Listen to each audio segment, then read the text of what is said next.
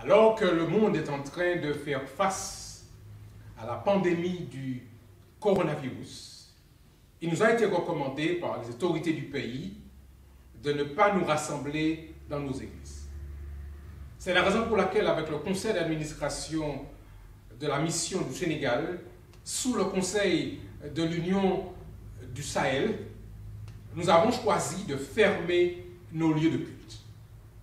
Par conséquent, chers amis, frères et sœurs, nous voulons vous inviter à tout faire pour limiter la propagation de ce virus en observant les consignes sanitaires qui ont été données par les autorités du pays.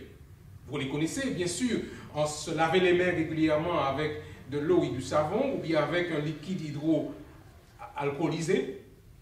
Quand il faut tousser ou éternuer, se protéger le nez avec un mouchoir en papier qui va être jeté, ou bien tousser ou éternuer dans son coude. Et bien sûr, si vous avez des signes de fièvre ou autres signes grippales, vous rapprochez de votre médecin. Cependant, chers amis, frères et sœurs, nous comprenons bien que ce temps peut être un temps d'inquiétude.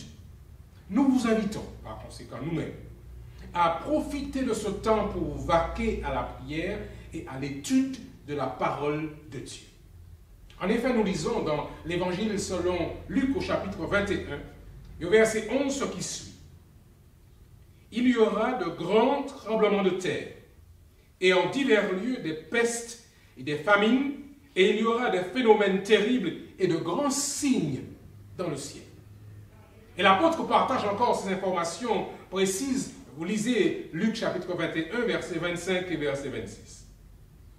Il y aura des signes dans le ciel, dans la lune et dans les étoiles, et sur la terre il y aura de l'angoisse chez les nations, qui ne sauront que faire au bruit de la mer et des flots.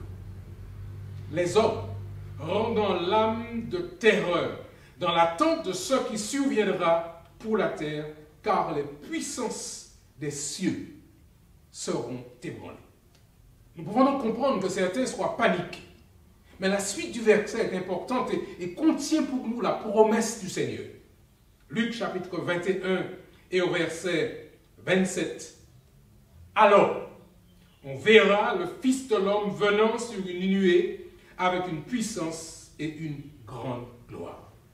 Nous avons une espérance, celle de voir Jésus revenir très bientôt pour changer ce monde.